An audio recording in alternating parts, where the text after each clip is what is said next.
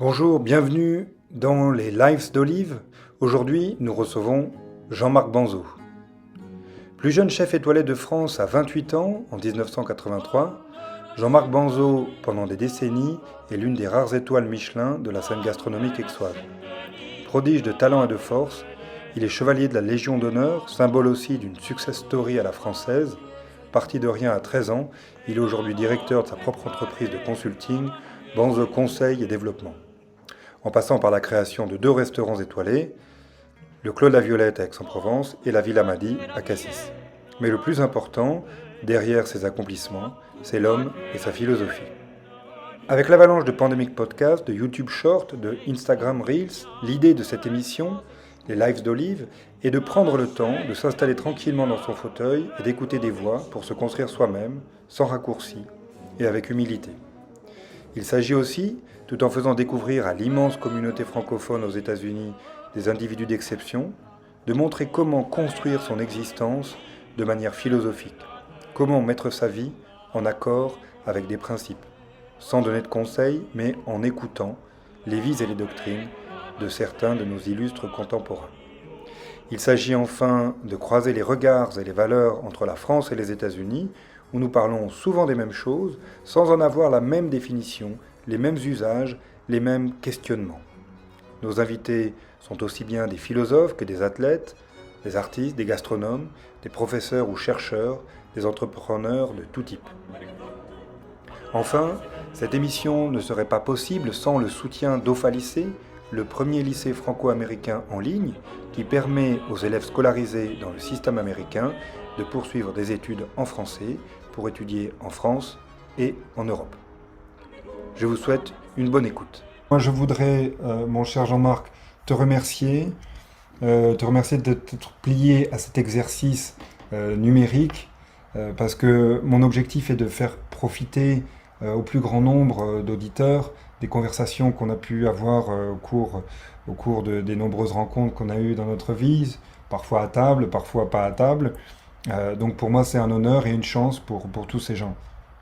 Je voudrais commencer par reconnaître, et donc là c'est Olivier qui parle, je voudrais reconnaître la dette intellectuelle et morale et même culinaire que j'ai envers toi, puisque tu as influencé ma vie, donc d'abord par la nourriture, mais ensuite par les principes que tu as toujours dégagés, les valeurs que tu portais. Et c'est pour ça que c'était très important pour moi d'avoir cette conversation avec toi. Donc, pour les auditeurs, les spectateurs aux États-Unis qui ne te connaissent pas, Jean-Marc, est-ce que tu pourrais un petit peu expliquer comment, à 28 ans, donc, tu deviens le chef étoilé de France le plus jeune, et donc pour les apprentis cuisiniers et pour les autres, comment fait-on pour devenir chef étoilé à 28 ans? À l'époque, donc, on est dans les années 80.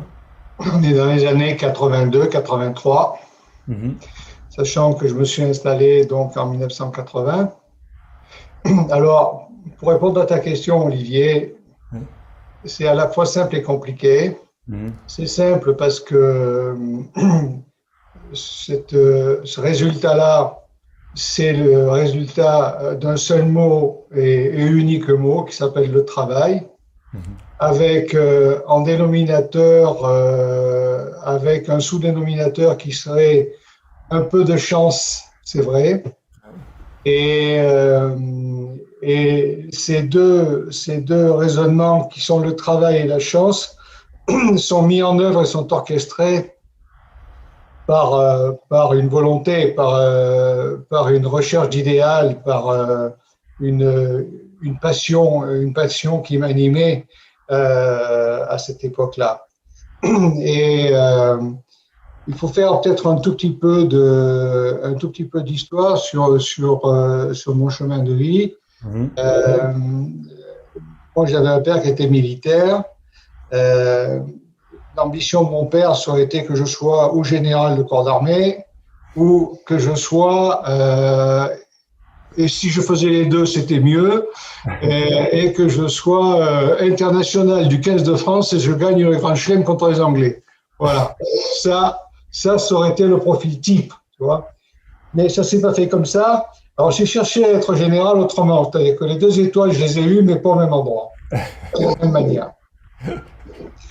Et par contre, j'ai conservé toute la structure d'organisation, de méthode, toute la discipline que mon père a imprimée à ma vie. Et donc, très jeune, je me suis retrouvé dans une situation à devoir trouver un métier.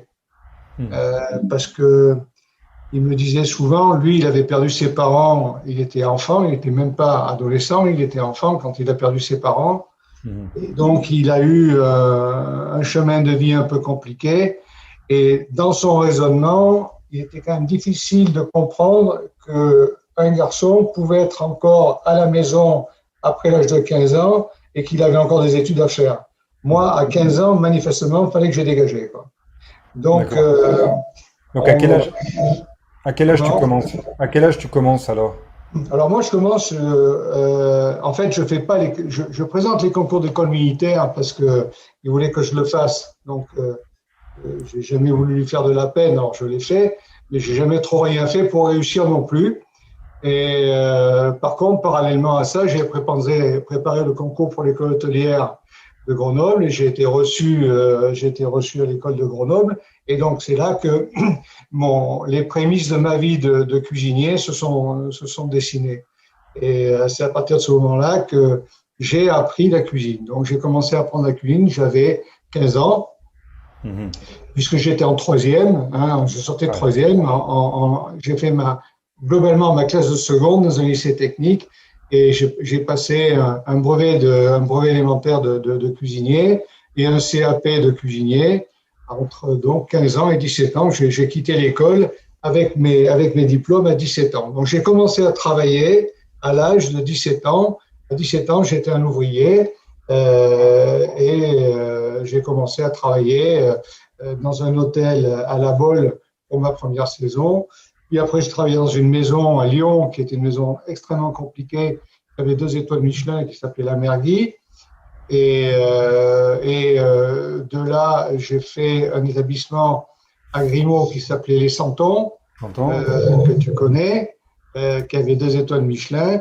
Et puis, j'ai terminé ma formation dans un restaurant en Avignon qui s'appelait Chez Yeli, qui avait aussi 2 étoiles Michelin. Donc, j'ai toujours travaillé dans ma formation dans des maisons de ce niveau-là, si bien que une fois que j'ai terminé ça, parce que c'était des concours ça n'a été que des concours de circonstances finalement, et j'ai exploité les concours de circonstances. C'est-à-dire que lorsque la vie me proposait quelque chose, c'était un peu comme en judo, tu vois. En judo, tu refuses pas la chute, tu l'accompagnes. Là, tu refuses pas la décision de la vie, tu l'accompagnes. Et donc, j'ai accompagné toujours le mouvement. Et donc, quand je me suis retrouvé après ma dernière formation avec un cousin qui avait un établissement dont les parents avaient acheté un établissement à Béziers et qui m'a demandé de venir l'accompagner en cuisine. C'est ce que j'ai fait. Ça a été un lien pour moi extraordinaire parce que sur cet emploi, parallèlement à ça, j'ai rencontré mon épouse, j'ai rencontré Brigitte, qui était en vacances à Béziers et puis après on s'est plus quitté. Et une fois que j'ai rencontré Brigitte, tu vois, c'était quelqu'un qui avait besoin de reconnaissance de ses qualités que je pouvais pas être petit chef quelque part. Il fallait que je devienne grand chef, quoi. Et donc, à partir de ce moment-là, c'était un projet de tous les deux de dire il faut s'installer. Par des concours de circonstances qui sont aussi le fait d'une grosse volonté à rien lâcher, à s'accrocher, à se battre, à trouver des solutions. On est arrivé dans un établissement au Cave Henri IV d'Aix-en-Provence. Et là aussi, ça a été un concours de circonstances, je dirais, chanceuse. Voilà.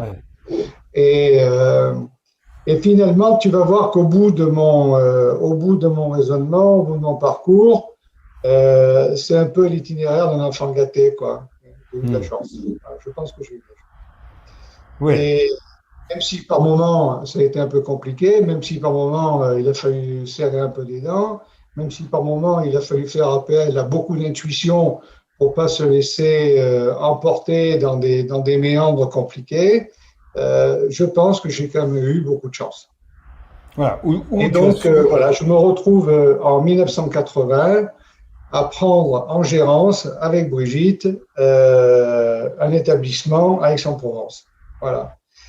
Ma fille Vanessa naît quelques jours plus tard et toi, tu nais quelques jours plus tard. Voilà. Oui, parce que tu m'as connu avant que je te connaisse. Enfin, j'étais pas vraiment. J'étais à l'état de Ah, ouais, l'enquête. je t'ai connu, ta maman te portait, donc Oui, j'arrivais pas à te voir.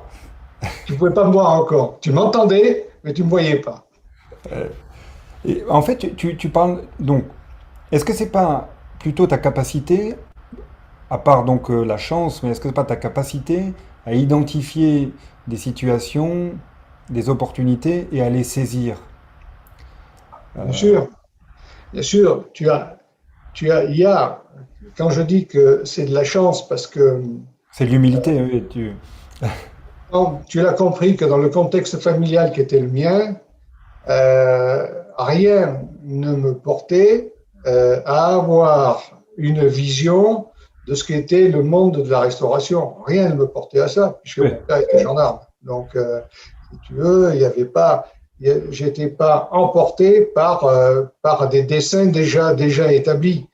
Tout ce qui se présentait à moi faisait partie d'une analyse du biotope immédiat, Mhm.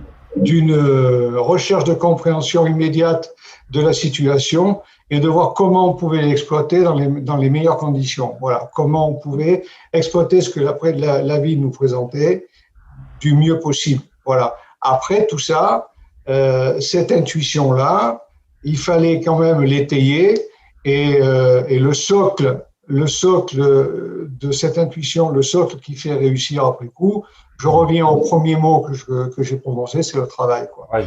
Et après, il y a une force absolument incroyable à déployer pour pouvoir faire tout ce qui était à faire, pour pouvoir s'en sortir, pour pouvoir y arriver. Jean-Marc, tu parles de travail, mais pour ceux qui connaissent pas vraiment le monde de la cuisine, tu faisais 8 heures par jour, 7h30 ou Non, non, je faisais des journées, tu sais, là, quel Olivier, genre de journée?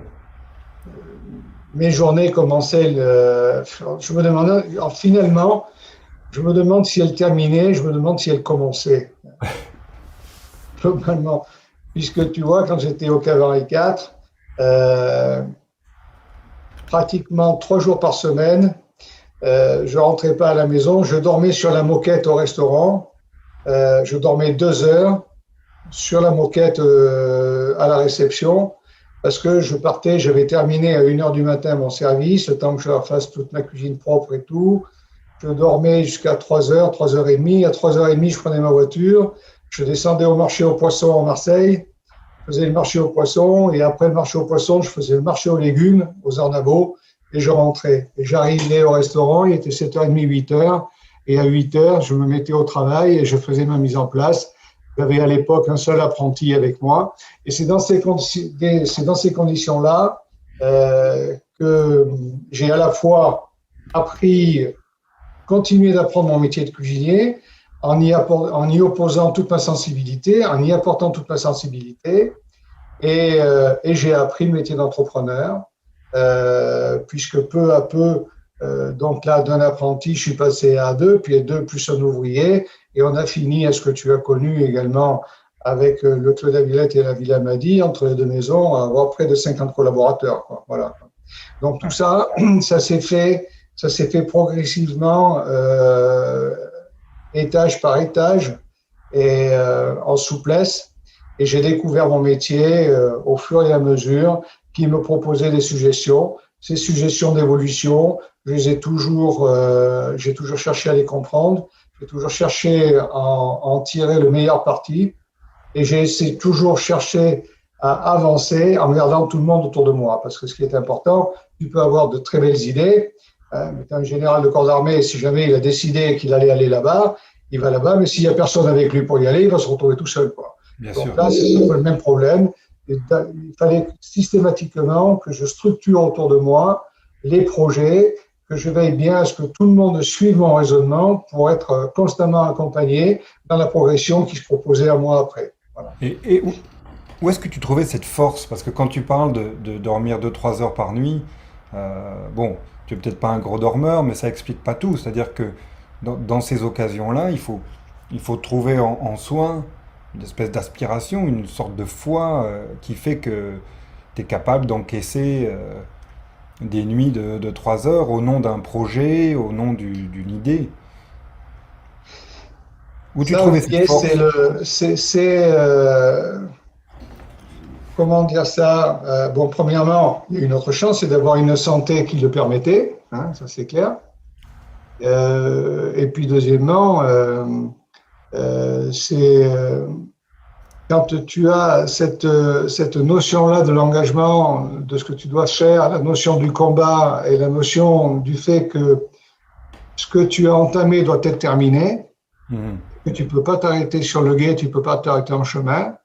Ben, s'il faut faire 14 heures, tu fais 14 heures. S'il faut en faire 17, on fait 17. Mhm. Et tu ne peux pas dire je suis fatigué, j'abandonne. Non, je ne le fais pas, je verrai ça demain. Euh, j'ai toujours été animé par ce sentiment très fort, ça c'est sûr. Et c'est ce qui a fait qu'après j'ai pu entraîner avec moi des Ah oui. garçons qui ont aimé ce schéma de vie euh, où manifestement on lâche rien quoi. Ce qui doit être fait doit être fait. Voilà. Et ça prend le temps que ça prend. Il faut le temps qu'il faut, mais on doit le faire, on doit bien le faire. Voilà. Et ça, lorsque tu es animé de ce sentiment-là, ben, il est évident que tu rentres dans une définition d'organisation de vie où tu ne comptes pas forcément le temps que tu as passé à ton travail. Parce que le travail, finalement, ça ne devient plus un travail, ça devient un mouvement de vie. Voilà, tu es Ouais. dans un mouvement de vie. Voilà. De manière organique, c'est quelque chose qui est naturel. Voilà. C'est pas extérieur à toi. C'est pas une force Non, extérieure. C'est à non, non, l'intérieur. c'est à Ouais. l'intérieur. Non, ça c'est Et, très. et encore aujourd'hui, je peux. Enfin, il m'est arrivé d'avoir des trucs. Travailler là, il y a 2 ans, j'ai eu un accident où je me fais une fracture de la tête radiale du genou. J'étais dans une mission en Corse. Je partais 3 jours plus tard pour un projet de travail à Bangkok. J'ai passé 3 semaines à Bangkok avec une fracture du genou et j'ai travaillé pendant 3 semaines. Voilà quoi. Ça c'est le Jean-Marc que je connais. Je boitais un peu, ça faisait très mal, mais j'ai fait mon job. J'ai fait ce pourquoi on m'avait demandé de venir et après, effectivement, lorsque je suis rentré, 3 semaines après, je suis allé faire une radio. On m'a dit, mais attends, il y a une fracture là quand même. Alors, le problème, c'est qu'elle a commencé à se consolider. Elle ne se consolide pas du mieux. Mais voilà, c'est pour expliquer que ce que tu dois faire, enfin, je suis animé comme ça. Lorsque j'ai un projet, lorsque on me confie quelque chose, lorsque les gens m'attendent sur un sujet, je ne veux surtout pas décevoir. Et donc, ça prend le temps que ça prend. Ça prend les formes que ça doit prendre, mais je le fais. Voilà. Hmm. Ah ouais. Écoute, pour moi c'est un émerveillement parce que en tant qu'éducateur ou enseignant, je sais pas dans quelle catégorie me classer, mais on essaye toujours de transmettre aux élèves et aux plus jeunes ce dont tu es en train de parler. Et tu le décris très très bien. Et je suis ravi qu'ils l'entendent de ta bouche parce que ça a tellement plus de poids et de force que de la part, entre guillemets, d'un professeur. Cette notion de travail qui est inhérente, en plus dans une société, en tout cas en France, et aux États-Unis, la philosophie est un peu différente, mais où philosophiquement le travail est plutôt vu comme une aliénation, tu vois, comme quelque chose de négatif, où on devrait libérer l'homme du travail, alors que toi, ce que tu es en train de dire, c'est que finalement, on s'accomplit à travers le travail, à travers un effort en vue d'un but qui nous dépasse. Et En fait, je pense que ce sujet-là, je peux l'aborder maintenant à l'âge que j'ai avec certitude, c'est parce que ça s'est passé. C'est plus un projet, je l'ai fait. Ouais. Et donc, je sais comment ça fonctionne. Mhm. Et je vois que j'ai entraîné avec moi des garçons, des jeunes filles qui rentraient en cuisine, qui rentraient dans les métiers de la salle, qui étaient des gens qui arrivaient avec les idées fabriquées que l'on peut leur donner dans le milieu, dans le monde de l'éducation aujourd'hui, c'est-à-dire que une journée, elle est composée de, on va dire, 8 heures pour travailler, 8 heures pour s'amuser, 8 heures pour dormir, quoi. Voilà, globalement, si on fait un raccourci, c'est un peu ça. Et, euh, et en fait, je suis arrivé à dire que 8 heures pour travailler, c'est super. Les 8 heures pour s'amuser, tu peux les rajouter aux 8 heures de travailler, ça fait 16 heures. D'un coup, tu deviens bien meilleur. Il te reste 8 heures pour dormir. Et si tu as la chance de dormir pas beaucoup, tu dors que 5 heures. Tu as 3 heures de plus encore pour bosser et tu te réalises encore un peu plus. Voilà. C'est là le raisonnement. Voilà.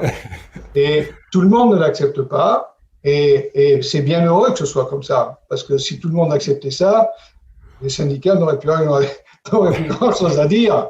Parce que là, ils ont quand même des gens qui les écoutent. Donc, il faut savoir que faut respecter ça. Mais je n'ai jamais obligé quiconque à faire ce que je souhaitais. Mais lorsque les gens s'engageaient avec moi dans cette voie et qu'ils avaient envie de travailler, ils avaient toujours quelqu'un qui leur montrait la voie. Il y avait toujours quelqu'un qui les protégeait aussi, parce que les gens qui travaillaient avec moi étaient toujours des gens que je protégeais, parce que ce que je souhaitais, c'est qu'il leur arrive rien de désagréable parce qu'ils avaient choisi le même chemin que le mien. Donc, je veillais à ce qu'il y ait un confort pour eux.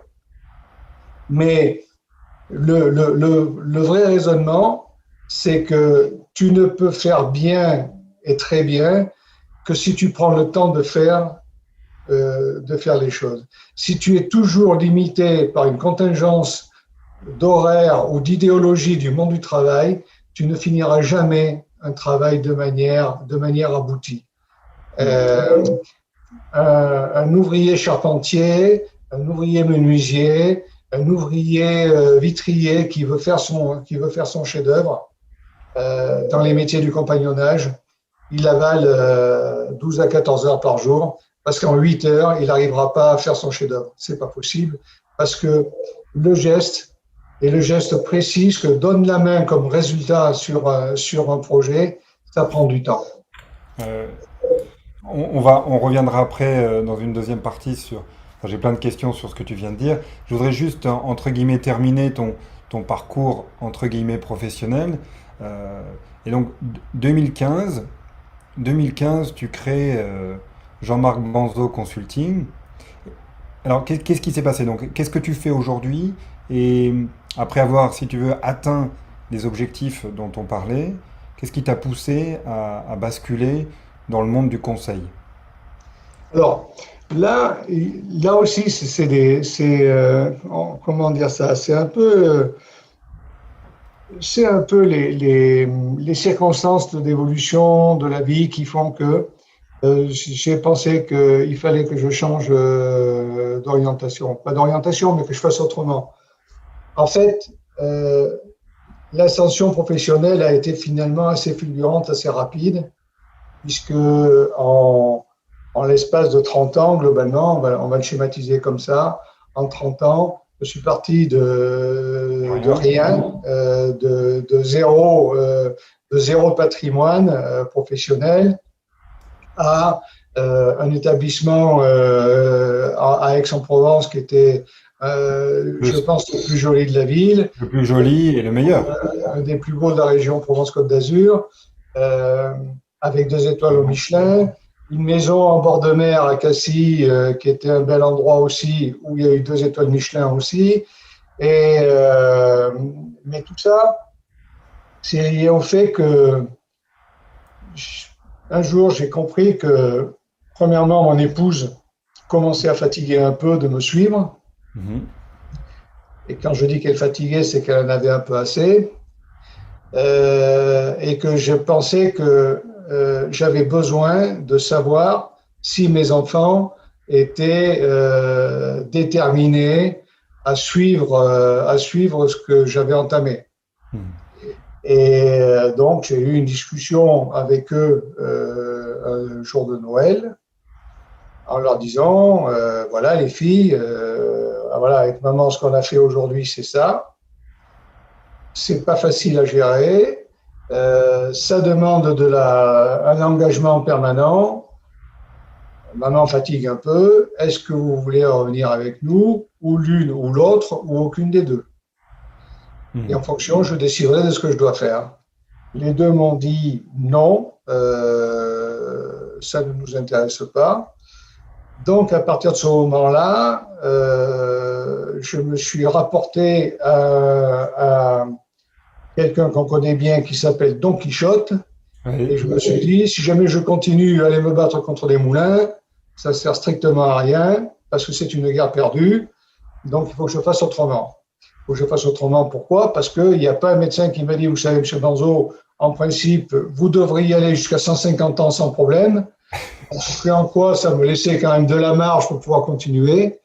Et là, je me suis dit, ce que je souhaite surtout pas, c'est que les gens puissent avoir un jour un regard sur moi de Mhm. quelqu'un qui devient moins bon, de quelqu'un qui est émoussé dans ses raisonnements, qui n'a plus l'enthousiasme de conduire ses journées comme je les conduisais, comme nous venons d'en parler longuement.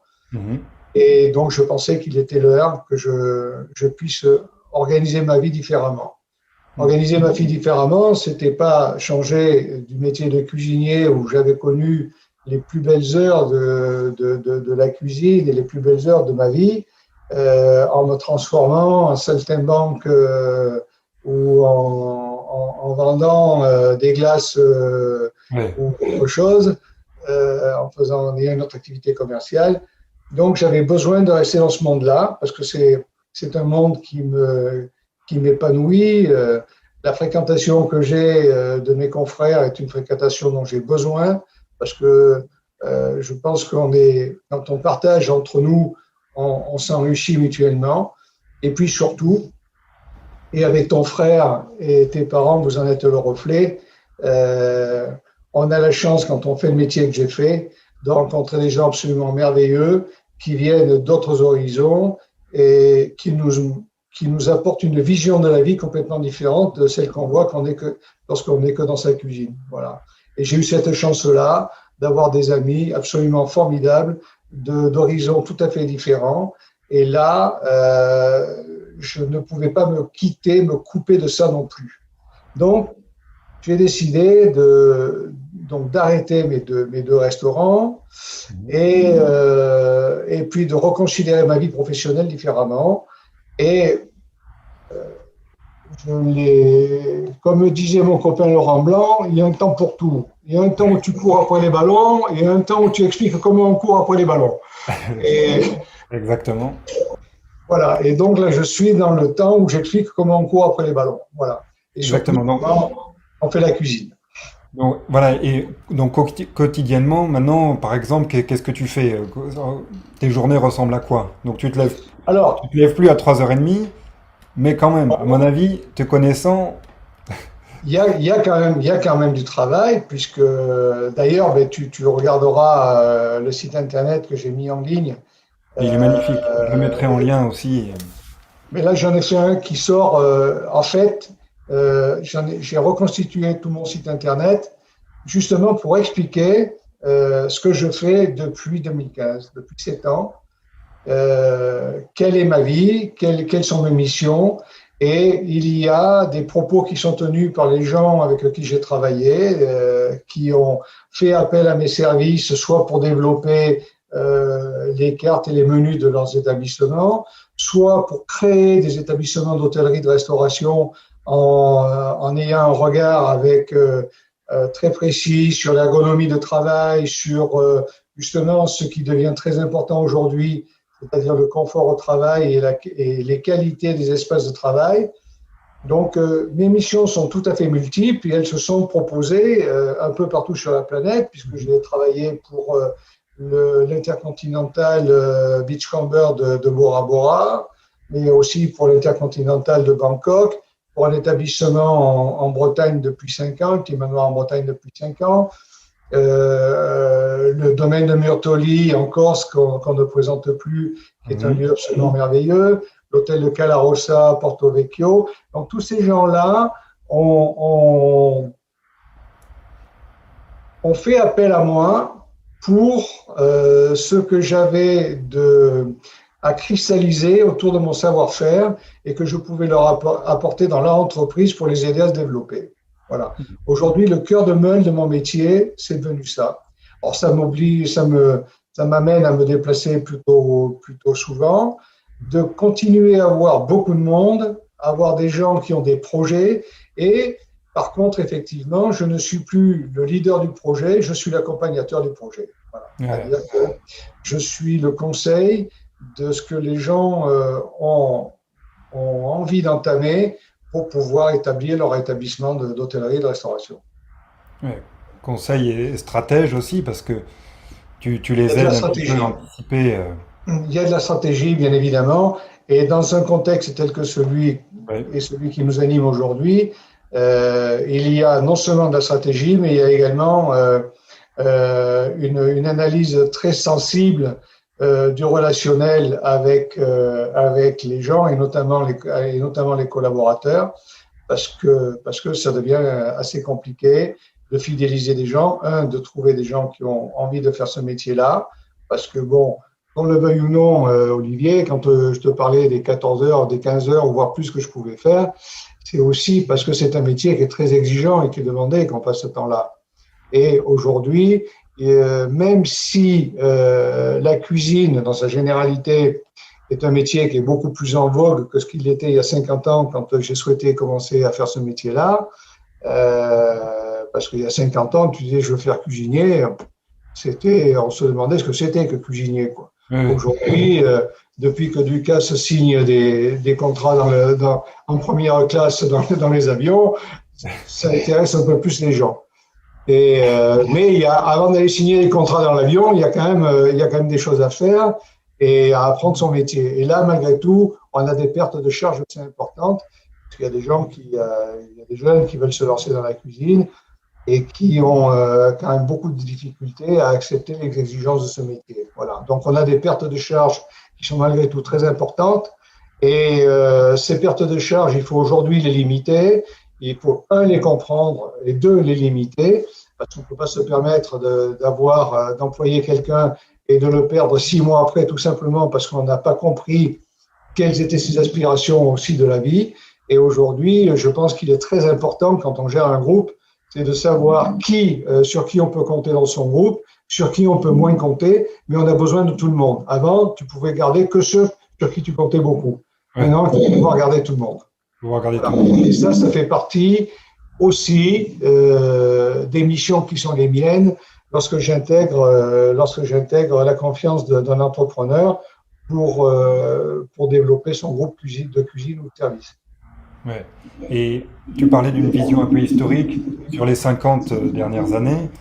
Toi, tu as été entre guillemets à l'école des anciens, chez une mère lyonnaise, dans des restaurants étoilés. Mais tu parlais aussi de la figure du chef qui a changé, qui est maintenant presque sur un piédestal. Et est-ce que finalement, il n'y a pas eu aussi un contrepoint avec Masterchef, etc., où les gens pensent que, tu vois, après avoir fait des études de médecine, on peut se lancer dans la cuisine sans avoir épluché des patates à partir de l'âge de 13 ans.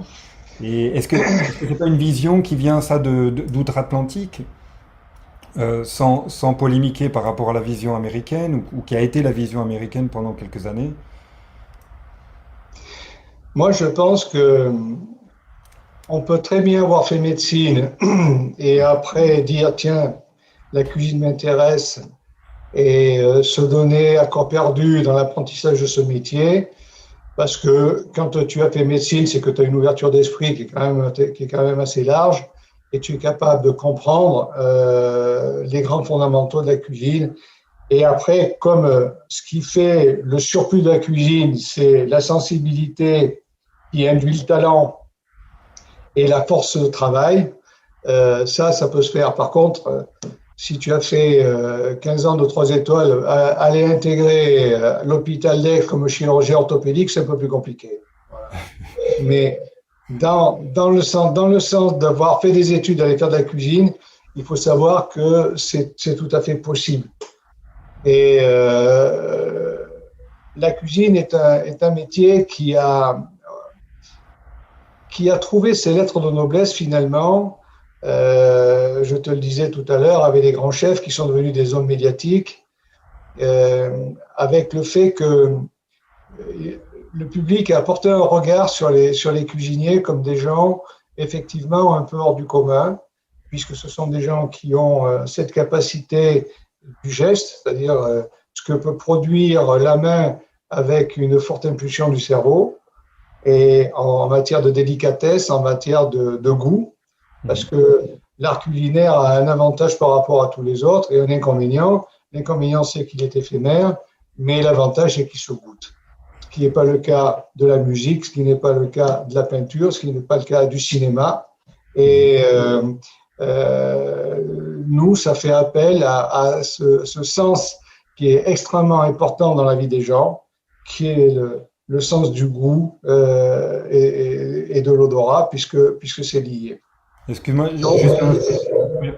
non, je voudrais t'arrêter parce que il faudra pas qu'on oublie de parler du moelleux au chocolat, enfin du fondant au chocolat. Et après, je te laisse Ah, le continuer. fondant au chocolat. Parce Alors, que le quand tu fondant au parles de chocolat, goût, ben oui, parce que le fondant au chocolat, il a bercé toute mon enfance avec moi. Et en fait, le fondant au chocolat, tel que. Mais non, le fondant a plusieurs. Comment dire, un peu vulgarisé. Aujourd'hui, des établissements, des industriels le font surgelé. On peut sortir son fondant en 3 secondes du four, du frigo, on le met dans le four. On a un fondant. Le fondant, à l'origine, c'est pas ça du tout. Le fondant, là, je te parle des années 80, 1980, 82, voire 83. Il y a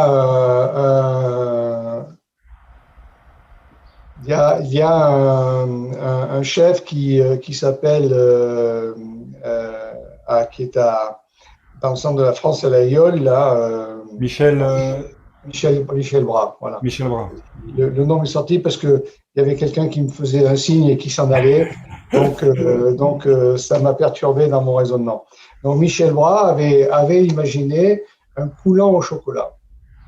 Et son coulant, un biscuit au chocolat, c'était finalement une sorte de pâte brisée au chocolat qui entourait un moule dans lequel il mettait une ganache au chocolat. Et donc, cette ganache était surgelée, une grosse boule de ganache chocolat. Quand il glissait ça dans le four, le biscuit cuisait et devenait croustillant sur le pourtour. Et l'intérieur était coulant. C'était le coulant au chocolat. Et je dois avouer que j'avais fait un dîner chez lui et j'avais été extrêmement impressionné par ce dessert. Maintenant, c'est lui qui l'a fait. Il l'a fait.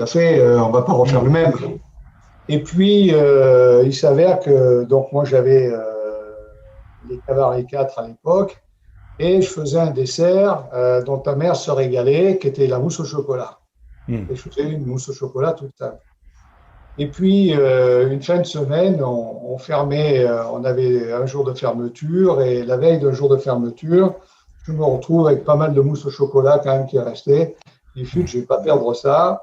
Je lui dis, je vais le cuire.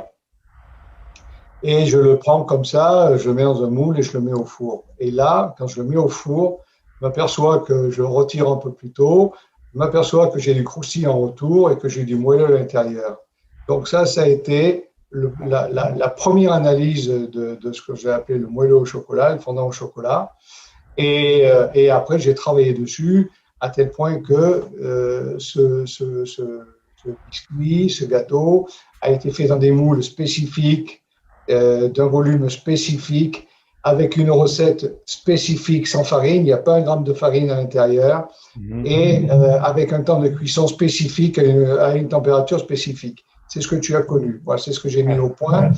Ce dessert Là, après, on se retrouve dans les années 85, 86, 87. J'ai quitté le Clos de la Violette et j'ai quitté les Cavarets 4 et je suis au Clos de la Violette. Et là, je fais un dessert, je change ma formule de dessert, je n'ai plus de chariot de dessert et je fais un dessert à la carte, à l'assiette et je mets ce dessert en route. Et là, on lui connaît le succès Ah ouais. que tu lui as connu en étant enfant. Et il y a plein de gens, on avait un client qui, qui habitait pas très loin de chez toi d'ailleurs, qui avait une maison pas très loin de chez toi, mais qui vivait le clair de son temps à Genève, qui adorait piloter son petit avion. Et des fois, il m'appelait du bureau le matin, il me disait, Jean-Marc, je viens déjeuner à midi. Il prenait son avion, il faisait Genève-les Milles. Au Mille, il se posait, il prenait un taxi, il venait manger son plat, son fondant, il reprenait l'avion, il rentrait à Genève. Donc, c'est pour te dire qu'à l'époque, on l'avait pas chez Picard, le plat, quoi. Voilà, quoi. Exactement. Et pour ceux qui malheureusement n'ont pas pu le goûter, c'est vraiment l'un des meilleurs desserts que j'ai jamais mangé. Donc j'ai les meilleurs souvenirs. Tu as eu la gentillesse de le faire pour le mariage de mon frère. Mais Ouais. l'autre jour, je réfléchissais, comment tu fais pour faire 80 moelleux au chocolat? Enfin, je sais plus combien il y avait d'invités, mais comment tu fais? Là, ça a été quand Comment même tu un peu fais? compliqué. Ouais, ça a été compliqué. Je l'ai fait parce que ton frère me l'a demandé, mais je suis pas certain que si ma fille l'avait demandé, je l'aurais fait. Parce que Allez, c'était compliqué. c'était une question d'éducation. Tu leur dis non, ça c'est des choses qu'on peut pas, faut pas demander ça. Non, non, c'est vraiment l'un des meilleurs. Et je comprends ton client qui venait. C'est vraiment une raison d'être. Et donc, c'est un plat que tu avais conçu. Enfin, c'était pas un chef cuisinier, c'est toi qui l'as conçu. Ah, un chef pâtissier. C'est toi qui Non, l'as. ça c'est moi qui avais réfléchi, j'avais pas de pâtissier à l'époque. Ouais, ouais, ouais. J'avais pas de pâtissier qui travaillait avec moi. C'est pareil, tu sais, le monde de la pâtisserie en restauration est arrivé que bien plus tard, hein. On D'accord. va dire que le métier de pâtissier en restauration, c'est un métier qui finalement est tout jeune, hein, puisque Ah. auparavant, les cuisiniers faisaient leur pâtisserie. Maintenant, c'est complètement différent. Il y a vraiment deux spécialités qui sont l'une et l'autre indépendantes. Les chefs pâtissiers dans les grandes maisons ont autant de personnalité à développer que le chef cuisinier. Et malheureusement, ça je dis bien malheureusement parce que pour moi je pense que c'est une Hmm. souffrance, euh, les cuisiniers qui ne maîtrisent pas la pâtisserie euh, sont à mon sens handicapés de quelque chose. Parce que, parce que dans l'art culinaire, il y a quand même une notion du dessert. Alors, c'est vrai qu'on a apporté le dessert à un niveau de réflexion, de finesse, de création qui fait qu'aujourd'hui, c'est peut-être pas forcément compatible avec le même niveau en création culinaire et qu'on ne peut pas tout faire. Mais je pense que le métier de cuisinier, euh, auparavant, faisait un appel fondamental à tout ce qui est, ouais, tout ce qui est pâtisserie. C'était très important. Mais on n'était pas sur des desserts aussi sophistiqués. Tu vois, le fondant, finalement, c'était pas sophistiqué. Ouais, ouais. Bon, en tout cas, heureusement que c'était comme ça, puisque t'as pu créer ce merveilleux dessert. Et j'avais une autre question pendant qu'on évoque des souvenirs liés au goût, comme tu le disais, à cette suprématie du goût en cuisine par rapport aux autres arts. Mais il y a aussi du visuel. Et je me souviens très bien, quand j'allais au restaurant, du soin qui était apporté aux assiettes. Alors, je ne sais pas, est-ce que l'autre jour, je me disais, mais est-ce que ça venait dans la cuisine française? Parce que je lisais un livre sur la cuisine, et puis, bon, pendant un certain temps, par exemple, chez les mères, c'était très simple. Par exemple, la mère Brasier, c'était de la grosse purée, entre guillemets, hein. Je Non, t'en prie, n'oublie je pas, t'en il y a la prie, dame qui veut s'en aller. je t'en prie. Et,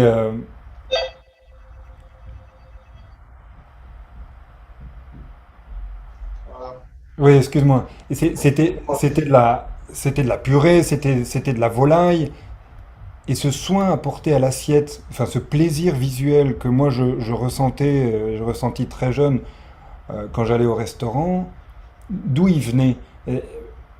Parce que c'est finalement le goût et aussi visuellement le plaisir d'une assiette visuelle, le plaisir visuel d'une assiette. Est-ce que ça vient du Japon, de des influences que tu as pu avoir par ailleurs? Non, je pense que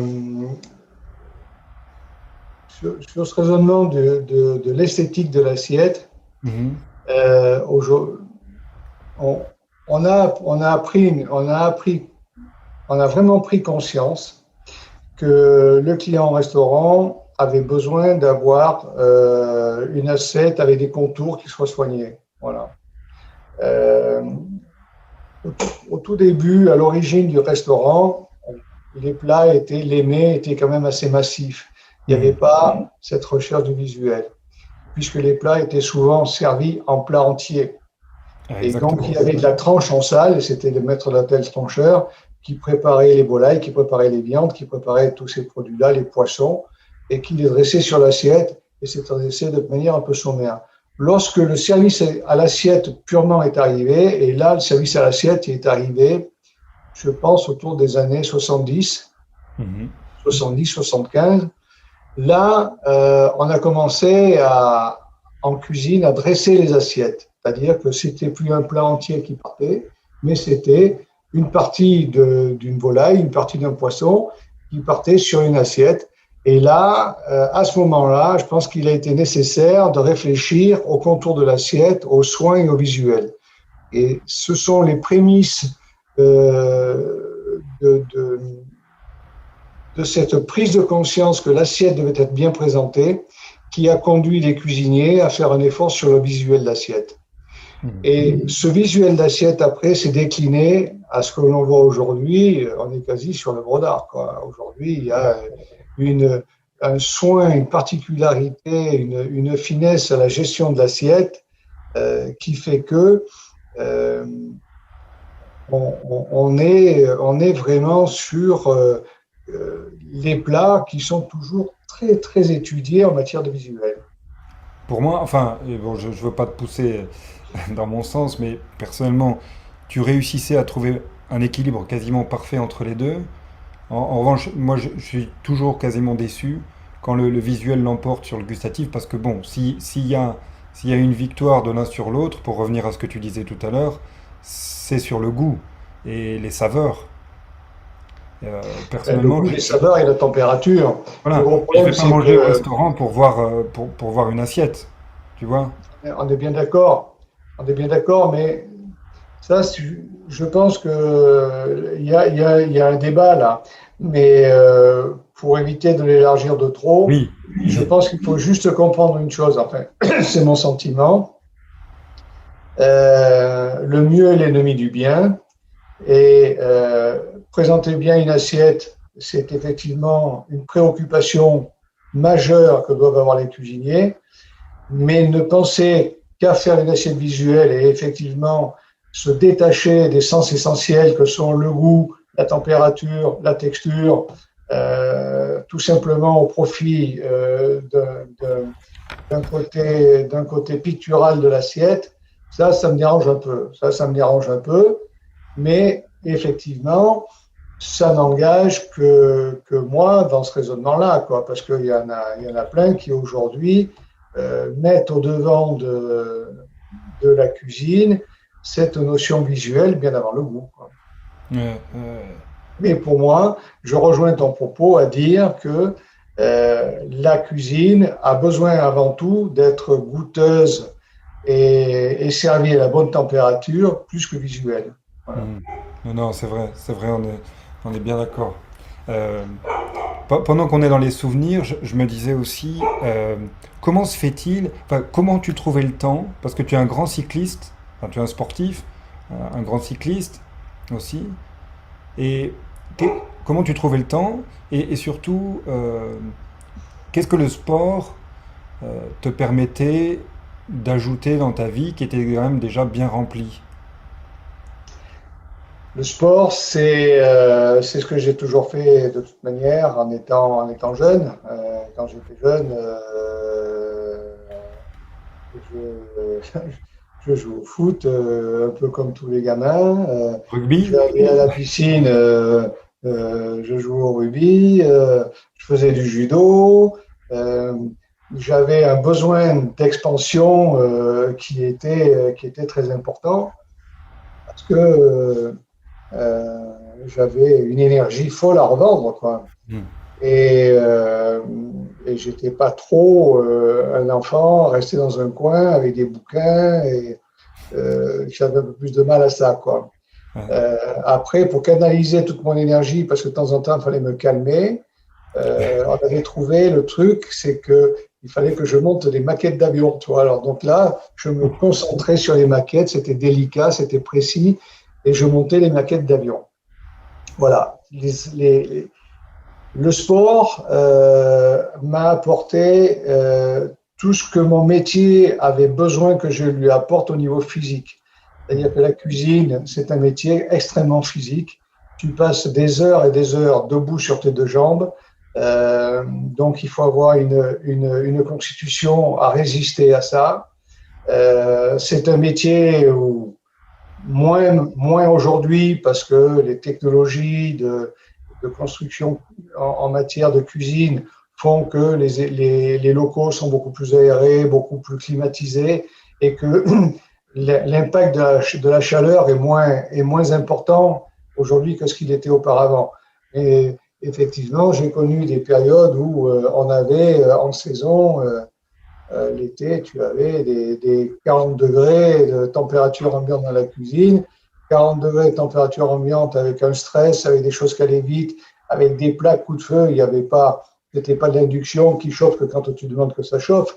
C'était des fourneaux qu'on allumait le matin, qu'on éteignait le soir, et les plats qui étaient à des températures de 600 degrés en permanence.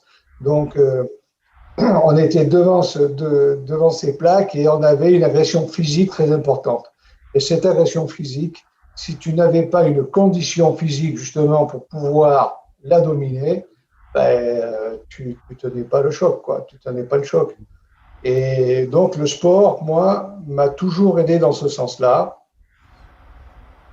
parce que j'avais besoin de ça. Alors, tant que j'ai pu faire des sports collectifs ou des sports individuels de combat ou autres, je l'ai fait. Et puis le jour où effectivement euh, euh, ma vie professionnelle, en étant devenu patron de mon restaurant, a pris le pas sur tout ça. J'avais quand même besoin de faire autre chose et c'est là que le vélo est arrivé d'une manière un peu plus précise dans ma vie et que j'ai commencé à sortir tous les dimanches parce que j'avais besoin de sortir, j'avais besoin d'aller vider ce cerveau par de l'exercice physique un peu prolongé. Ouais. Quand, Donc, ça fait 50 ans que je fais du vélo, quoi. Hein. quand tu es sur quand tu sur la selle, entre guillemets, tu réfléchis, tu médites, tu penses à quoi? Alors là, tu vois, la question est intéressante parce que je pense que sur le vélo, il y a tous les stades possibles. Tu as le stade où ça frite et tu as envie de répondre, on est plusieurs et tu ne veux pas lâcher et tu te fais mal. Et là, tu t'accroches. Et puis, si jamais tu peux en battre un, tu as ce bonheur de la victoire. Et il y a ça. Et puis, il y a le moment où tu balades un peu, où tu es un peu plus bucolique ton esprit s'en va un peu. Vagabonde? Et voilà. Et puis bon, ben, tu roules, mais bon, tu penses à autre chose, tu te détends malgré tout. Et puis, il y a eu, et ça m'est arrivé très souvent, d'avoir des sujets qui me tenaient à cœur, des sujets majeurs, des sujets importants, auxquels je devais réfléchir d'une manière très consciencieuse pour prendre la bonne décision. Et c'était souvent sur le vélo que je trouvais la bonne décision. Parce que sur le vélo, finalement, dans le mouvement de l'effort, toutes les situations possibles passaient très vite dans mon esprit, un peu comme un déroulé rapide. Chacune se présentait à moi et finalement, en rentrant de mon tour de vélo, j'avais plus que la décision à prendre. parce que Ah, tout s'était bien éclairé, tout s'était bien présenté à moi d'une manière très précise. Voilà. excellent, hein. Le vélo a toujours eu un effet salvateur chez moi. C'est-à-dire que euh, une baisse de régime, un coup de pas de morale, un coup compliqué, des soucis majeurs à traiter, finalement, si je réfléchis bien à tout ça, Mhm. toutes les décisions étaient prises sur la selle, ouais. Ouais. Et pas forcément au bureau avec un stylo à la main, quoi. Mhm. Ah, c'est magnifique. Et, euh, et pour ceux qui te connaissent pas ou qui connaissent pas tes records, mais enfin, donc j'ai toujours voulu faire du vélo avec toi, mais en fait, j'ai toujours trouvé une bonne excuse parce que je savais que j'allais me faire battre. Et quand tu m'as donné, je sais plus, c'était l'année dernière ou il y a 2 ans, le temps du Mont Ventoux, donc bon, pour les cyclistes qui nous écoutent, ils sauront de quoi on parle. C'est combien le Mont Ventoux pour Jean-Marc Banzo? Le meilleur temps, c'est 1h50. 1h50. 1h50, Et le mec c'est moyen ou le cycliste moyen, c'est... les champions montent en. Bon, les professionnels, ils montent en 1h10, 1h15. Hein, les Ouais, pros. voilà. Après, les champions, les jeunes champions, ils montent à 1h30. Ouais, Et moi, je monte à 1h50.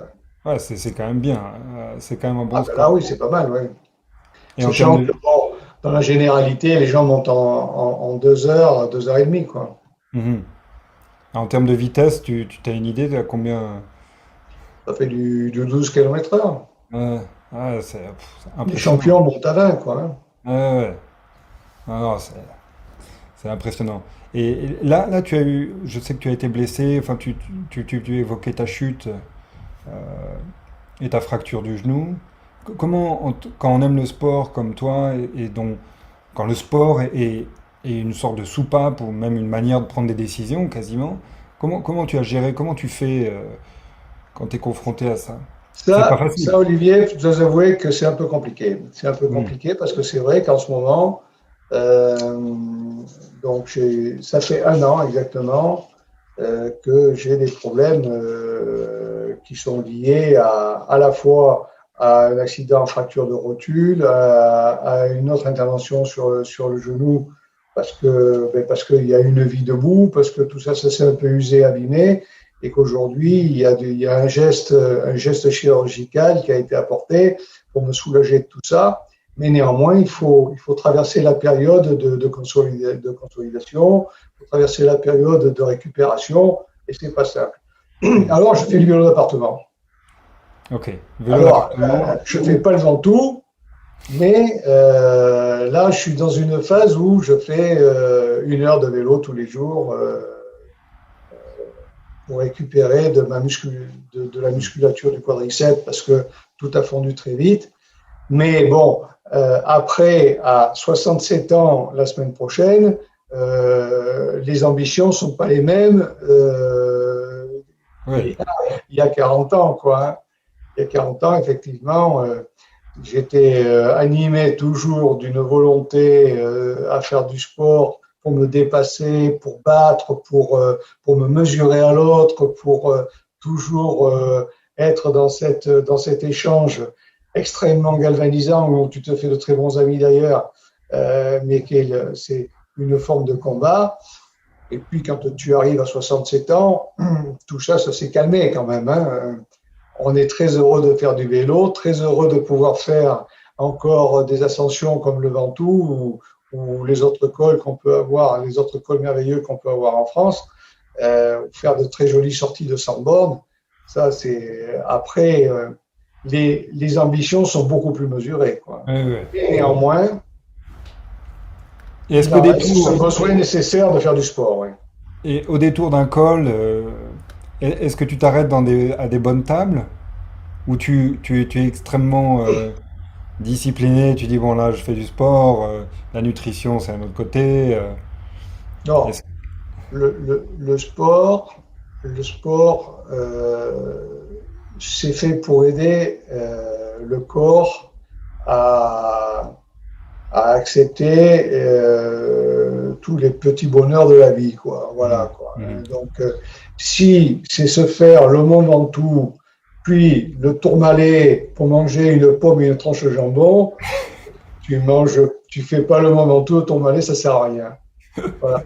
Et si tu te fais une sortie en vélo de 100 bornes où tu t'es arraché un peu le cuir et qu'en rentrant, ça te permet de goûter à une jolie bouteille de vin et à un bon plat, même s'il est un tout petit peu excessif en calories, c'est tout l'intérêt du vélo, quoi, quand même.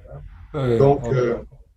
Donc ça pour dire que j'ai fait il y a quelques années, c'était en 2015 de mémoire, j'avais un rêve, tout le monde, j'aime le vélo, en regardant le Tour de France, et moi un jour, mon vrai bonheur, ce serait de traverser la France à vélo. Quoi. Voilà. Et j'ai un de mes copains qui a organisé ça, il a organisé Paris-Mont Ventoux, et on a fait ça en 6 étapes, c'est à peu près 6 étapes de 150 à 200 km tous les jours. Dernière étape, c'était le Mont Ventoux avec l'ascension du Mont Ventoux, avec la particularité, c'est que tous les soirs, on faisait un 3 étoiles Michelin. Ouais. Et on a fait 1200 bornes et j'ai pris 4 kilos sur le parcours. Comment c'est possible quand tu fais le compte des calories? Donc le soir, on en perdait 3000 dans la journée, mais on en reprenait 5000 le soir, donc c'était parfait. Ah, c'est magnifique. Et donc, cet ami avait organisé ça pour toi? Pour moi, oui. En fait, l'idée, ça a été ce rêve que j'avais, cette imagination que j'avais d'un plaisir à traverser la France à vélo. C'est quelqu'un qui s'est mis au vélo sur le tard, quelqu'un qui a une très jolie société de fabrication de matériel hôtelier. Et c'est le leader mondial d'ailleurs de la construction de petits matériels hôteliers. Et en fait, en se mettant au vélo, il s'est rendu compte que dans son entreprise, il avait des cadres qui voyaient toujours dans le contexte du travail, mais qui étaient des cyclistes. Et donc, en faisant du vélo, il a rencontré ces cadres d'une manière différente et on a fait ce tour. Cette traversée de la France à vélo tous ensemble, et ça lui a permis de voir les gens qui l'accompagnent dans son métier tous les jours avec une autre vision. Ils ont partagé des moments d'effort, ils ont partagé des moments de plaisir, et puis des moments de ce pourquoi c'est l'essentiel de leur métier. Eux, ils construisent pour les cuisiniers, et donc ils ont vu comment les cuisiniers pouvaient interpréter leur matériel, et donc c'était super. Et le Mont Ventoux, alors c'est qui est arrivé en tête? Alors, on parle difficilement de cette arrivée au Mont Ventoux parce que finalement, alors en plus, il faut savoir que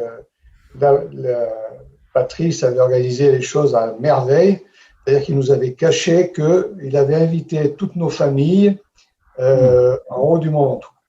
Et nous, quand on est parti, on ne savait pas que nos enfants, nos familles étaient en haut du Mont Ventoux avec sous une magnifique tente organisée pour nous recevoir.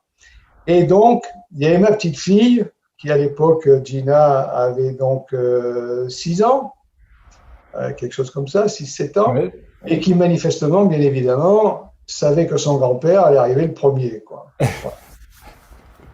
Et il y avait dans le groupe, on avait décidé la veille, au dîner de briefing, on avait décidé qu'il n'y avait pas d'attaque avant Sainte-Colombe. C'est-à-dire que jusqu'à Sainte-Colombe, on roulait tous groupés, et à partir de Sainte-Colombe, c'est un grand virage qui amorce vraiment le début du Mont Ventoux.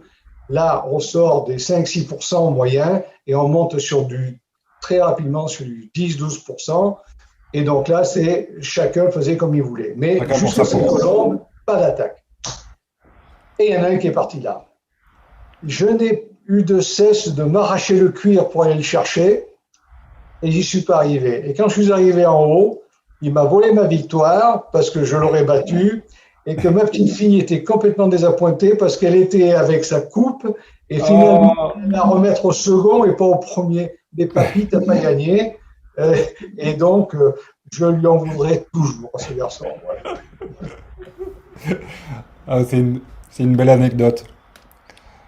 C'est une belle anecdote. Bon, bah, très Oui. bien. Alors, ce que je propose maintenant, c'est de passer un petit peu à la série de questions que j'ai préparées. Allez, je t'écoute. Et, et notamment, donc j'ai une question que j'aime bien, c'est quelle est l'habitude que tu as et que les autres trouvent étrange? L'habitude que j'ai, que les autres trouvent étrange, c'est de travailler beaucoup. C'est une habitude pour moi. Et tout le monde me regarde avec des yeux effarés en disant, mais bon, quand est-ce qu'il va s'arrêter, quoi? Voilà. Ça, oui, je dois avouer que ça nous ramène un peu au sujet qu'on a traité en amont dans ce propos. Mais oui, j'ai cette habitude d'être toujours en hyper-action, toujours en train d'avoir des choses à faire. Et finalement, et les gens peuvent trouver ça étrange en me disant, bon, mais pourquoi il ne s'arrête pas, quoi. Et Jean-Marc, si imagine que on t'offre dans un resort à Puerto Rico, all inclusive, t'as la plage et un transat, qu'est-ce que tu fais? Je Tu, te- nage. tu nages? D'accord, tu peux pas rester allongé au soleil pendant des heures. Ça, sincèrement, Est-ce que tu y arriverais? C'est une torture pour toi. je pense que de ma vie entière, je pense que j'ai pas dû rester plus de 20 minutes allongé au soleil, quoi. J'ai pas pu, au-delà de ça, j'y arrive pas, quoi. Pour un Provençal, c'est... Alors tous les Provençaux sont pas des...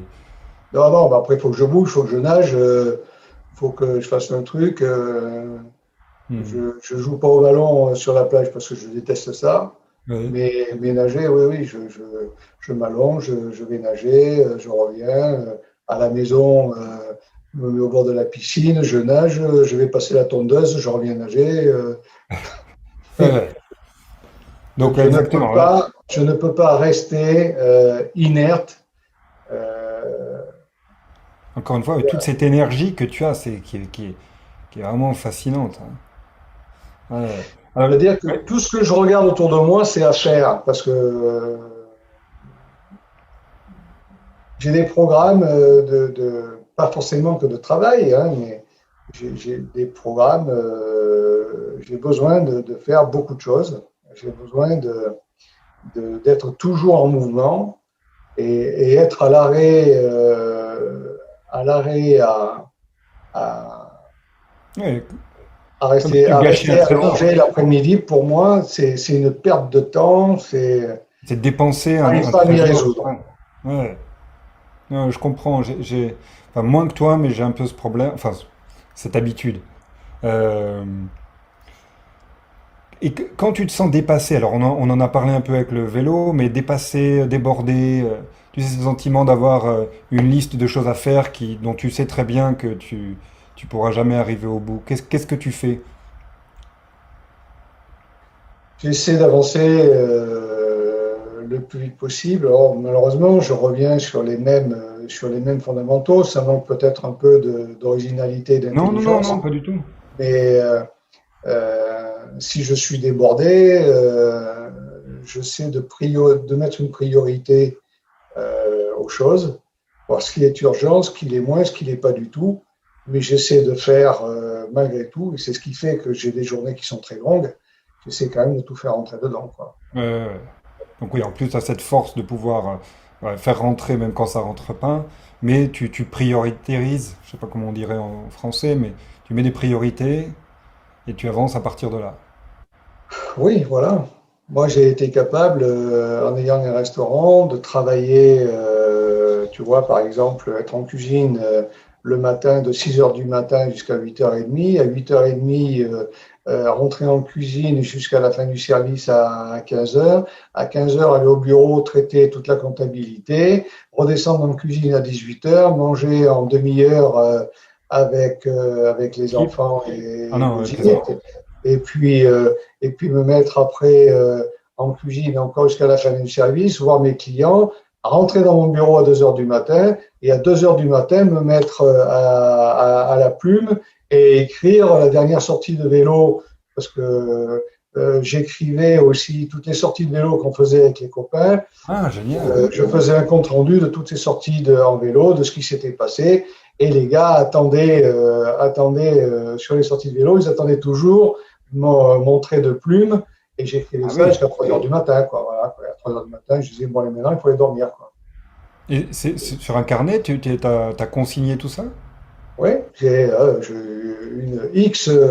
X commentaires de sortie, plus ou moins réussis les uns que les autres. Cette fameuse traversée de la France, je l'ai écrite étape par étape. Et Et avec les je suis forces et curieux.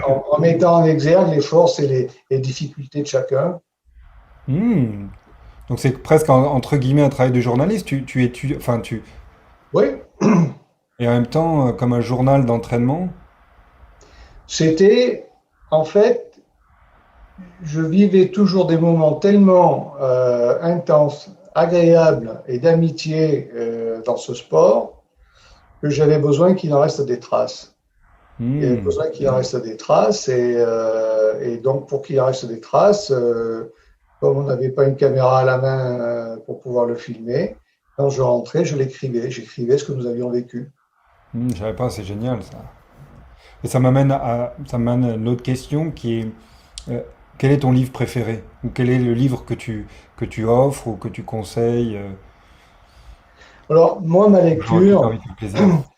ma lecture, elle est malheureusement un peu trop ciblée, c'est-à-dire que j'ai du mal, tu vois, dans cette vie un peu trépidante, et j'ai du mal à me poser avec une lecture qui serait euh, Oui. un raisonnement, un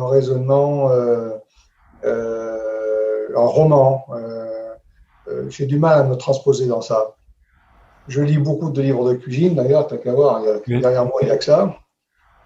Donc, je lis énormément de livres de cuisine. Je suis très attaché à des histoires vécues, c'est-à-dire que lorsque les gens ont, ont, ont vécu quelque chose dans la vie qui a été fort qu'ils l'écrivent, ça m'intéresse.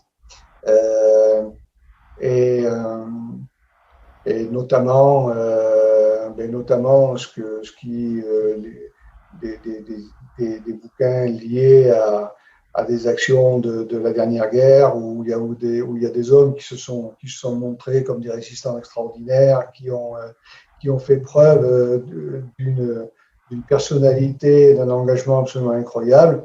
Parce que ces gens écrivent sur leur vie, voilà, ça me plaît Ouais. beaucoup. Et puis après, donc, effectivement, très attaché à l'histoire des chefs qui ont fait la cuisine d'aujourd'hui. Bon, moi, il y a un bouquin que j'adore. C'est le dernier bouquin que Paul Bocuse a fait avant de s'éteindre et qui s'appelle Paul Bocuse, le feu sacré. Et je dois avouer que c'est à la fois un livre qui raconte toute son histoire, qui égrène avec des recettes qui ont fait sa célébrité, et puis qui mettent en avant l'entrepreneur. C'est un bouquin qui met en avant l'entrepreneur qu'il était. Quoi. Voilà. Mhm. Mais ça tombe très bien parce que j'ai toujours voulu te poser la question de ce que tu pensais de Paul Bocuse, qui a étudié enfin, qui a été pendant 4 ans, je crois, non, chez la mère Brasier pendant quelques années à Oui, Lyon, tout à fait. Il est en apprentissage là-bas, oui. et qui après a été aussi, enfin, a été un des chefs américains, franco-américains. Ah ben là, Paul Bocuse est l'homme qui a, je dirais, c'est le chef qui a démocratisé la cuisine, qui a fait connaître la cuisine française à travers le monde, quoi. C'est lui qui a exporté la cuisine française au Japon, aux États-Unis et sur les principaux continents. C'est quelqu'un qui a eu cette présence, cette imagination, cette intuition de penser que de sortir de sa cuisine, effectivement, ça faisait venir les gens, quoi. Mhm, mhm. Très bien. Donc Paul Bocuse fait partie un peu des références clés pour toi. Pour moi, Paul Bocuse, oui, il fait pas, Mhm. avec d'autres chefs de sa génération. Hein. Il y avait Pierre Troisgros et Jean Troisgros. Euh, Chez qui tu as travaillé? Non, tu avec as pas Pierre travaillé. Troisgros, oui. Oui. Hmm. Euh, il y avait des gens comme Roger Verger, euh, un type absolument incroyable qui est encore là et qui est Michel Guérard. Michel Guérard, c'est une intelligence au-dessus de la moyenne, quoi. Voilà un En homme Suisse? qui... Non, Michel Guérard, il est à Eugénie-les-Bains. Il est Eugénie-les-Bains. il est Eugénie-les-Bains, dans c'est les vrai. Landes. Dans les Donc, Landes. quand tu écoutes cet homme-là parler, c'est à la fois, il faut quand même pas perdre l'idée que c'est quand même quelqu'un qui a quitté l'école, il avait 13 ou 14 ans, qu'aujourd'hui, il est érudit sur de nombreux sujets, il est réfléchi dans tous ses propos, il a une vision sur notre métier qui est juste incroyable, et c'est quelqu'un qui doit avoir, à mon sens, pas loin de 90 ans, et qui est toujours un visionnaire absolument inouï de notre métier, quoi. Voilà, quoi. Et voilà, ça, ce sont des gens Ouais, qui ont été des grands ouvriers, des grands entrepreneurs de notre métier. voilà, avec cette particularité pour les artistes que sont les chefs d'être entre le chef d'entreprise et le chef de gastronomie. Ça, c'est. Totalement, c'est-à-dire que un chef de cuisine, finalement, tel que Guérard, ou Bocuse, ou Trois Gros, sont des gens qui ont une maîtrise d'un savoir-faire qu'ils amènent au plus haut de leur geste, mais qui ont une compétence intellectuelle et une compétence de gestion qui fait que ça devient de vrais entrepreneurs avec une vision du mot entreprendre, mais aussi de que fait-on quand on a entrepris, quand on a des résultats. Savoir gérer le succès, c'est souvent aussi difficile que de savoir gérer l'échec. Hein, Mhm. faut le savoir. Ouais, très important à retenir. Et dans ma liste, et ça tombe très bien, quel conseil tu donnerais à un jeune étudiant qui rentre à l'université? Un étudiant qui entre à l'université, Oui. d'avoir confiance en lui. Mhm. Tu vois, cette question m'amène à une anecdote très courte que je voudrais te raconter. Mhm. Il y a quelques années, tu sais qu'en France, on est les champions du monde de la grève. Nous, on manifeste pas. Et c'est un sport national. On a ça et la pétanque. Et, euh, il y a quelques années, à Aix, il y avait une manifestation qui se faisait devant l'IEP Sciences d'Aix-en-Provence, Po? Sciences Po. Et il y avait des élèves qui étaient en grève parce qu'il y avait une disposition gouvernementale Ouais. que les étudiants ne voulaient pas voir passer, quoi. C'est un truc comme ça. Alors, je ne me rappelle plus exactement, ce que c'est très ancien, mais je ne me rappelle plus exactement ce que c'était. Et puis donc, Ouais, c'est je prétexte. rentrais du marché, je remontais du marché à l'échelle avec mes paquets, et je me fais arrêter par un jeune et qui Ouais. me dit, alors monsieur, voilà, je voulais vous dire, voilà mon prospectus, voilà ce qu'on veut. Et je dis, vous savez, jeune homme, vous m'attristez profondément. Et je vais vous dire pourquoi vous m'attristez profondément. Parce que, si j'ai bien compris, vous êtes étudiant à Sciences Po. Donc, vous faites partie de nos meilleurs étudiants. Vous faites partie de nos meilleurs cerveaux. Bien, moi, écoutez, si vous me donnez ce que vous avez dans votre cerveau, je Hmm. le prends et je me démerderai de cette fameuse, je me débrouillerai tout seul de cette loi qu'ils veulent faire passer parce que c'est rien du tout. Et ayez confiance en vous. Hmm. Travaillez, ayez confiance en vous. À ce moment-là, vous verrez qu'après tout le reste, c'est de la littérature anglaise, quoi. Ça veut rien Hmm. dire. Hein, voilà. Comment il a réagi? Ben, il a été surpris, mais je pense que comme il n'était pas sourd, il a compris.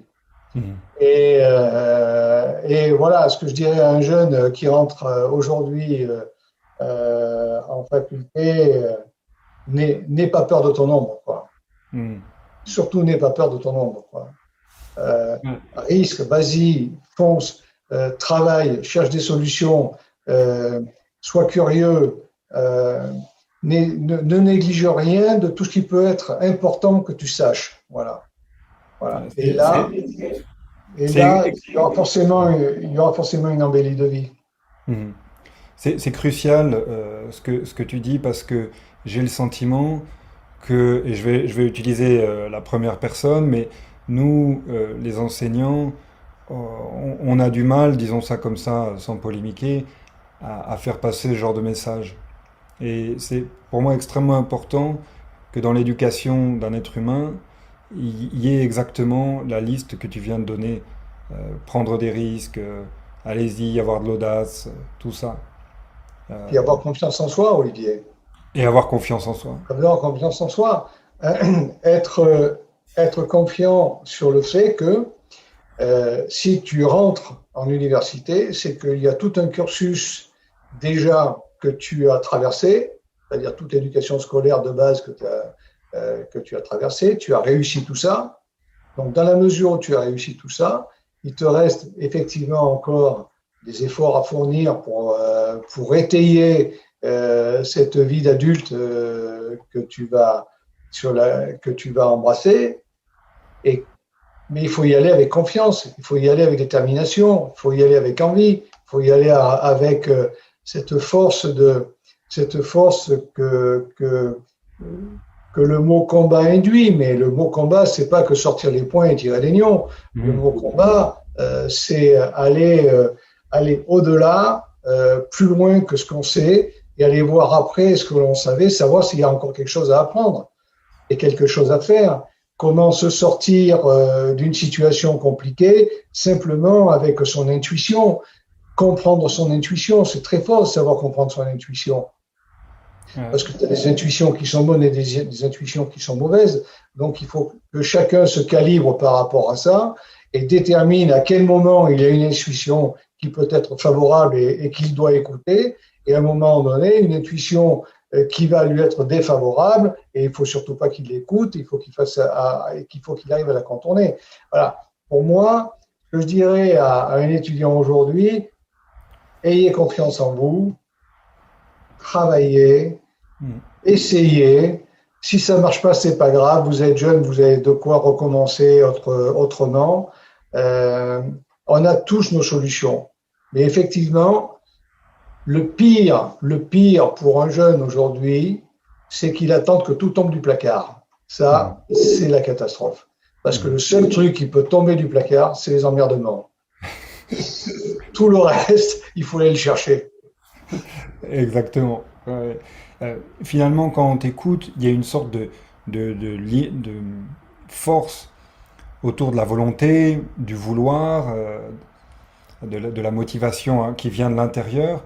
Et une de mes questions, c'est est-ce que finalement, euh, en coulisses, voilà, derrière le rideau, il y a une croyance ou une philosophie qui t'a particulièrement aidé, ou cette philosophie de la volonté, c'est toi qui te l'es forgée avec le temps?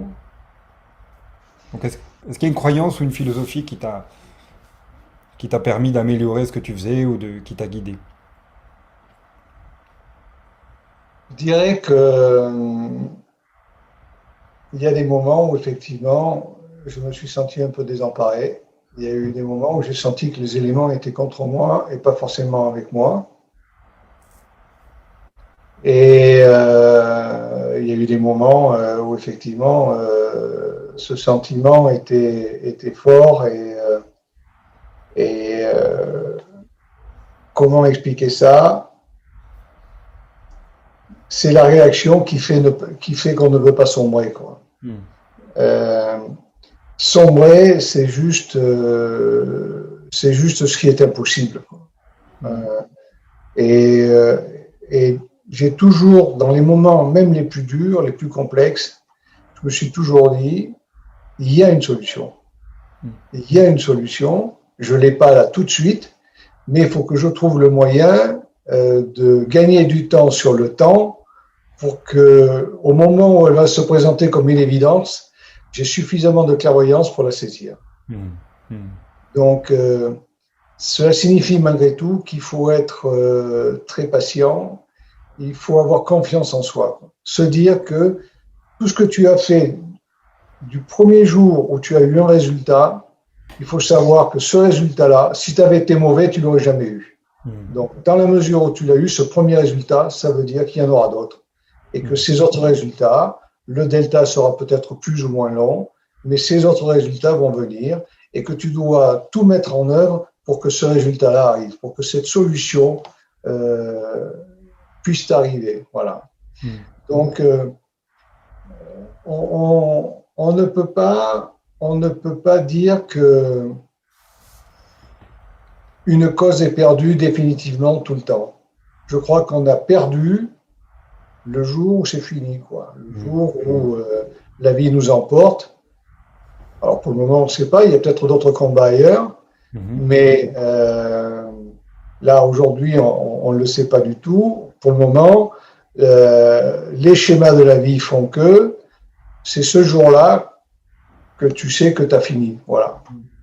Mais tant que tu n'en es pas là, il y a des solutions, il y a de la combativité,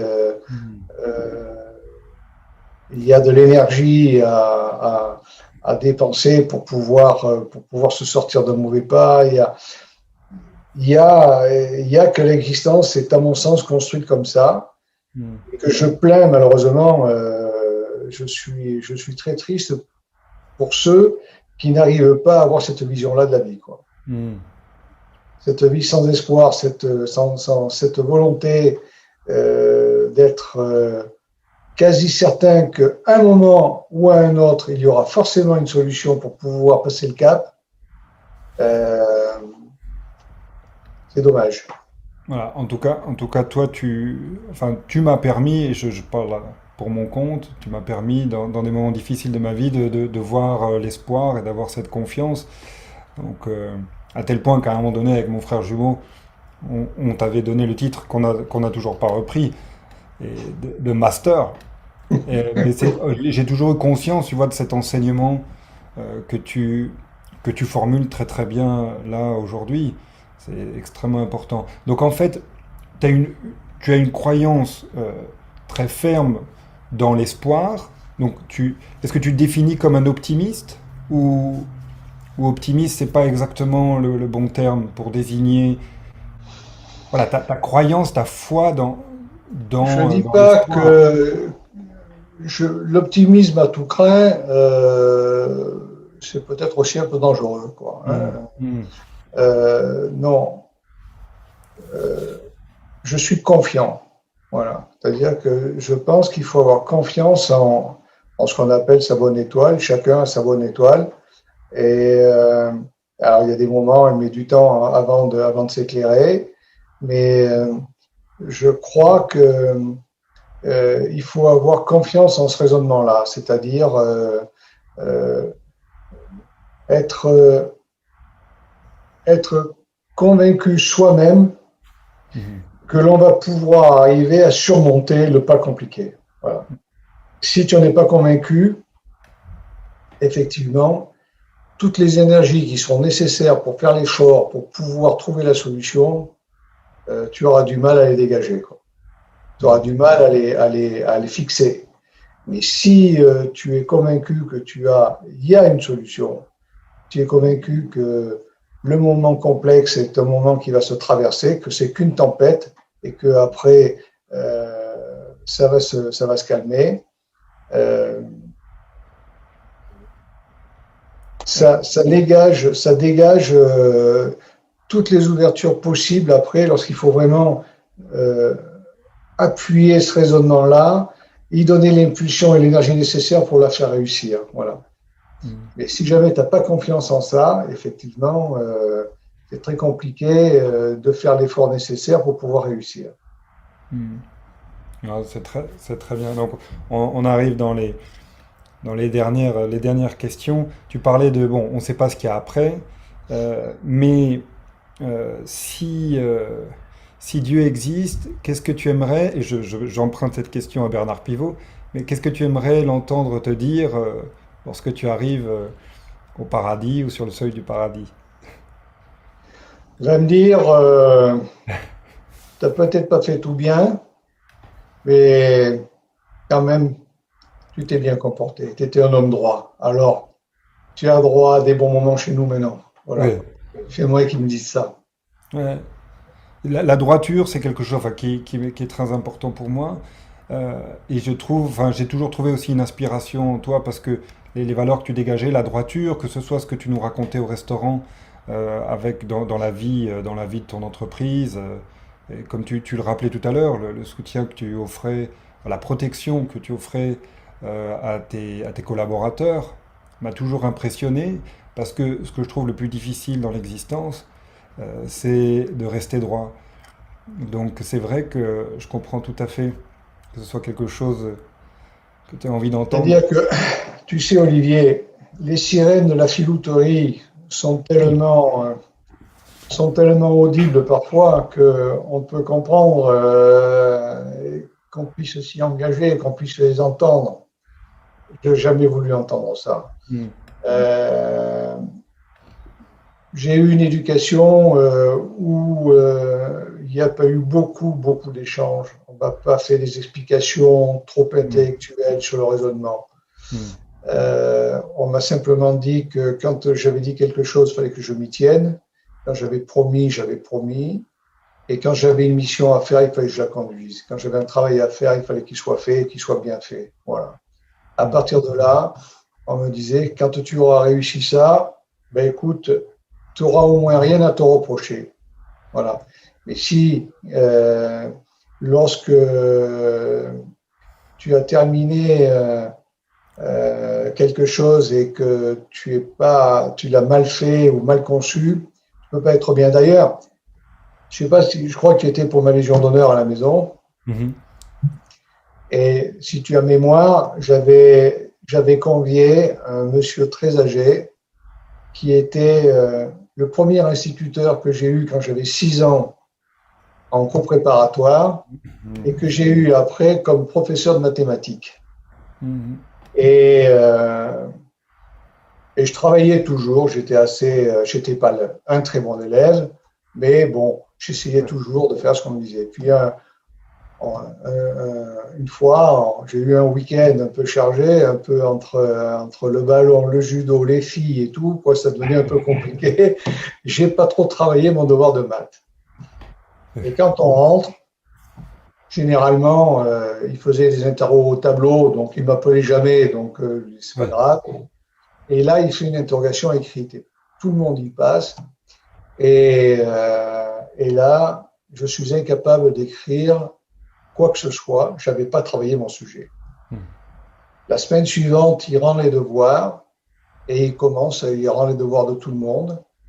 Et puis, il gardait un devoir à la fin et il dit voilà, et j'ai gardé le meilleur pour la fin. Alors tout le monde se disait Banzo, il a chopé 20, c'est pas possible. Il gardé le meilleur pour la fin. Banzo, 0. Voilà. Et c'est un 0 bien serré. Je me rappelle ces mots. C'est un 0 bien serré parce que c'est le reflet le plus pur du manque de travail de quelqu'un qui n'a rien fait. Et là, effectivement, il n'y avait pas à faire appel à quoi que ce soit, autre que le fait qu'on a travaillé le sujet pour pouvoir répondre aux questions que j'avais posées dans ce devoir. Donc, Banzo 0, et ça me fait autant de peine parce que c'est quand même quelqu'un qui normalement travaille bien et qui a pensé que bon, là, c'était pas nécessaire. Donc voilà, ce 0, il se le prend. Il se passe ma vie professionnelle, je reçois la Légion d'honneur, je le fais venir et je lui dis ce mot. Monsieur, merci. Merci parce que grâce à ce 0, il y a eu de nombreuses fois où j'ai pas bien fait les choses, où j'ai échoué, où je ne suis pas arrivé au résultat que je voulais, mais jamais, plus jamais par manque de travail. Par manque de compétences peut-être, mais par manque de travail, jamais. Voilà. Magnifique. Donc, voilà, si tu as mémoire de ce propos que j'avais tenu à cet enseignant, M. Guérold, qui était complètement, je ne l'avais plus vu effectivement depuis la classe de 4e, et il savait ce que je devenais, parce qu'à Maison la Romaine, tout le monde savait à peu près quel était mon parcours. Mais je ne l'avais plus jamais revu, et je l'ai revu pour ma Légion d'honneur, et il est décédé quelque temps après. Et j'étais ravi, mais très heureux de lui dire que grâce à lui, grâce au fait qu'il avait mis en exergue le fait que de ne pas travailler ça te met en difficulté de rien faire si tu n'as pas travaillé ton sujet. Voilà. Et donc, après, effectivement, il m'est arrivé de ne pas avoir de bons résultats, mais pas parce que je n'avais pas travaillé, parce que j'avais atteint mes limites ou mes compétences. Mais le travail, voilà, il y a des gens qui sont chargés de me l'expliquer, et cet homme-là en a fait partie. Non, mais ça peut pas sonner mieux pour l'enseignant que je suis et le père que je suis, parce que c'est une très belle anecdote, une très belle leçon de vie.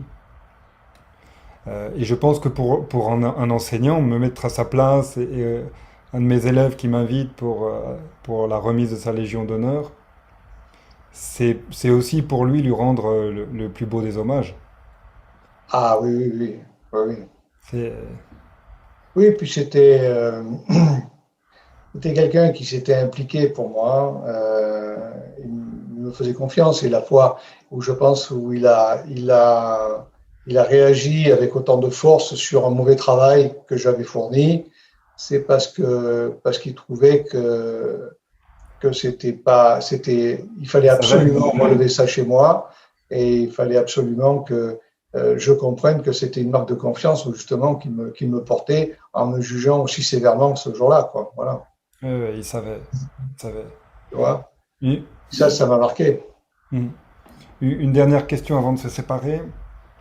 Et là, encore une fois, elle est classique, elle est pivot. Euh, S'il y a la réincarnation, donc là on a parlé de Dieu, donc on va fâcher personne.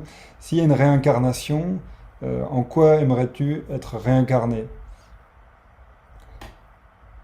Est-ce que tu aimerais réincarner quelque chose qui se mange ou non? Non, non, non, tu vois, j'aimerais bien être incarné en chaîne, un truc indestructible. Tu vois? Voilà.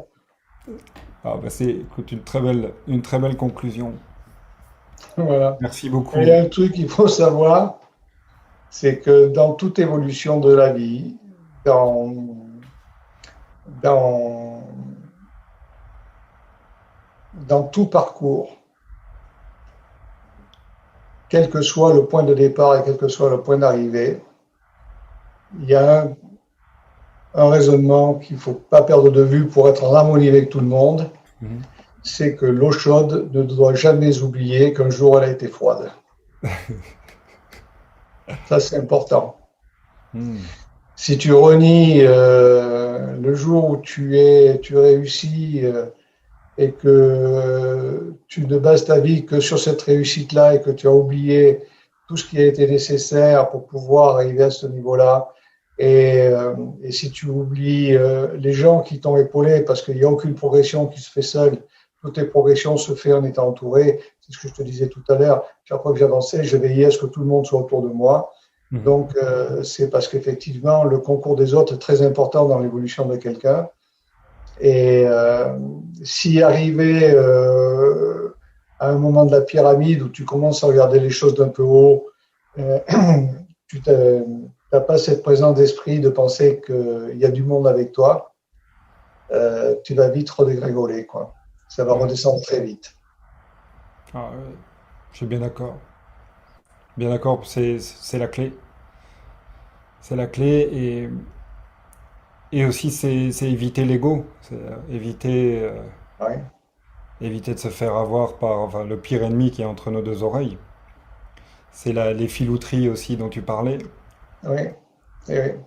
Euh, Les filouteries qui font qu'après, pour s'en sortir, on tend des choses aux trappes et on rentre dans un système qui n'est plus un système droit, qui est un mhm. système de combine, de surveillance de l'autre, de mauvais jeu. Et Bien sûr. ça, c'est juste pas bien. Ouais. Bon, ne jamais oublier que l'eau a été Je froide vous avant donne d'être. rendez-vous le mois prochain avec André Zeytoun où nous parlerons de la boxe comme thérapie.